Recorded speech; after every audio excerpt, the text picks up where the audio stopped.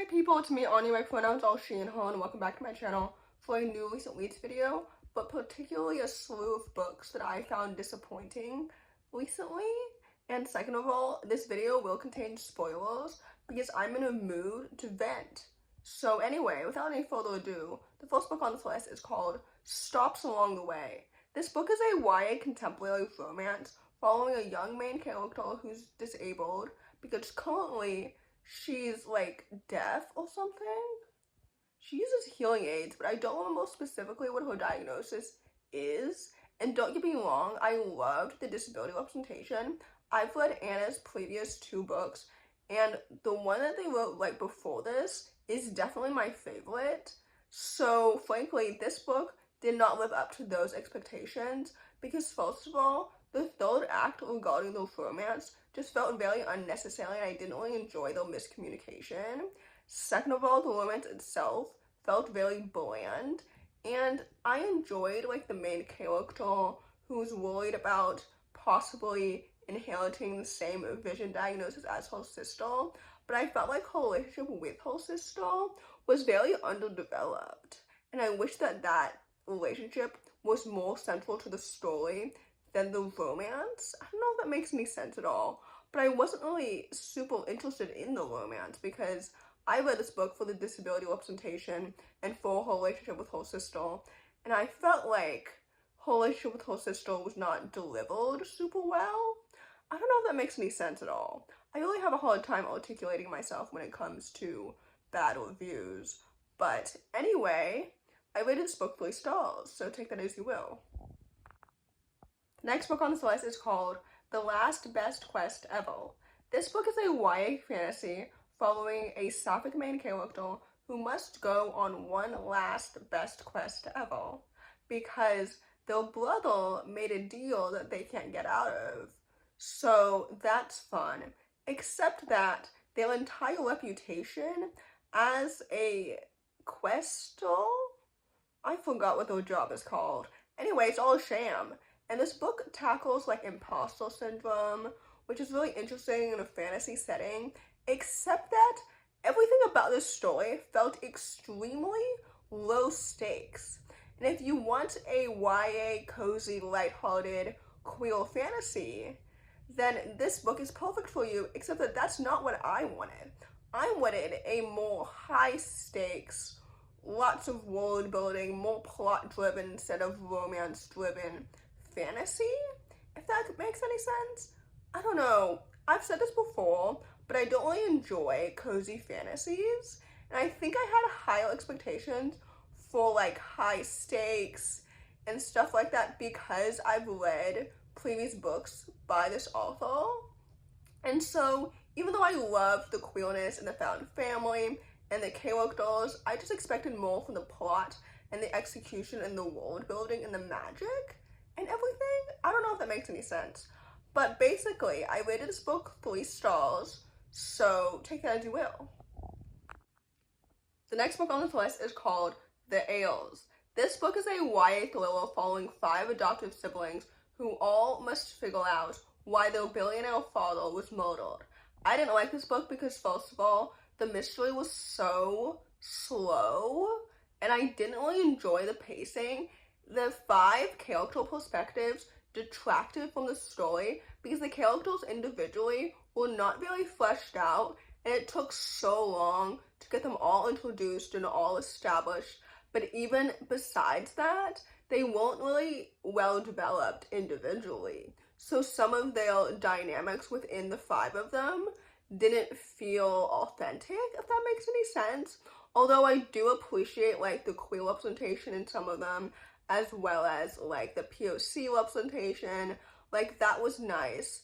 But also I wanted more like conversation surrounding the idea that like their billionaire father tried to make them all prodigies, and whether or not being a genius is something that you can like make or something that comes naturally to you, if that makes any sense, like nature versus nurture or whatever.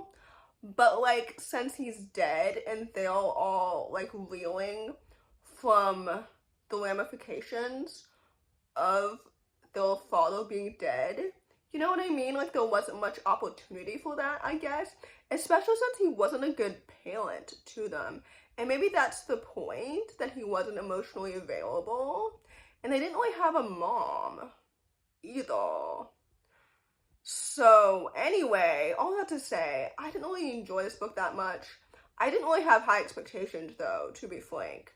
But I read this book 3 stars, and I think it's not that good. So there's that.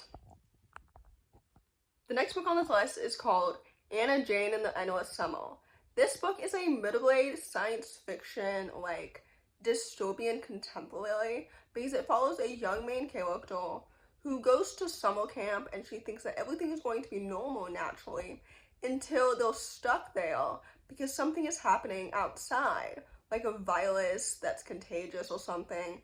I don't know. My biggest gripe with this book is that the free verse format completely detracted from everything because the story felt very abstract instead of authentic, if that makes any sense, when it came to like the world building and the characters and even the friendship dynamics and stuff like that. I don't know. I didn't really enjoy this book that much, so there's that. I feel like this review is my weakest so far because I guess I was the least disappointed with this book compared to the other ones. But anyway, with that said, I rated this book 3 stars, so take that as you will. The last book on this list, and definitely the least, is called Will You Find Us? I was so excited to read this book because Jen St. Jude wrote one of my favorite books of 2023, so I had really high expectations. Unfortunately, this book fell flat. This book is a YA contemporary magical realism following a non-binary main character who finds a place that's stopped in time and meets all of these other queer characters that are all from different time periods. And I really enjoyed that premise and that concept. And I love a found family, usually, especially a queer found family. And don't get me wrong, I think it's really important to have queer representation, especially from different historical time periods. And I loved learning about each of the characters' backstories. It's just that I felt like, I don't know, I felt like so many things about them were told rather than shown, so I wasn't really drawn to all of them individually. And Ramona annoyed me the most.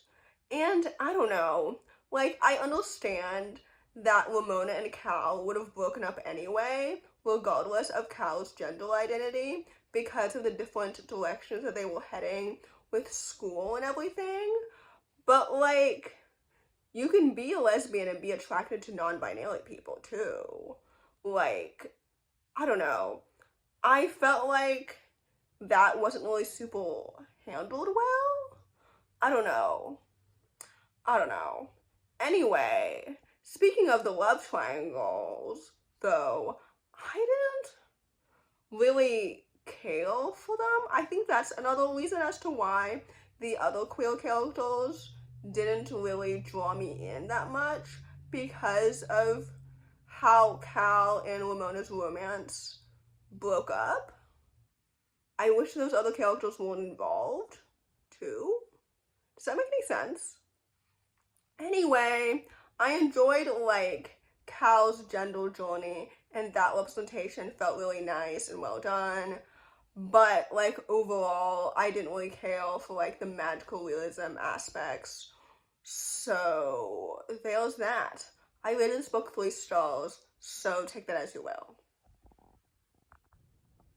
So, in conclusion, sometimes books suck.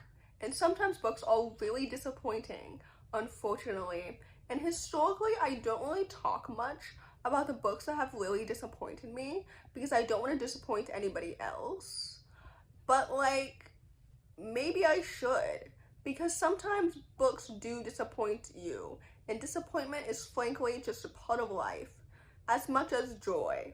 So anyway, all that to say, if you enjoy this video, please don't hesitate to give it a big thumbs up. Comment down below, first of all, if you want to see more rant reviews from me. Again, I'm not really well articulated when it comes to negative reviews because I feel bad, but I shouldn't. So, second of all, comment down below the elephant emoji if you made it all the way to the end of the video. Thanks for watching, subscribe to my channel if you're new, and I'll see you in my next video. Bye!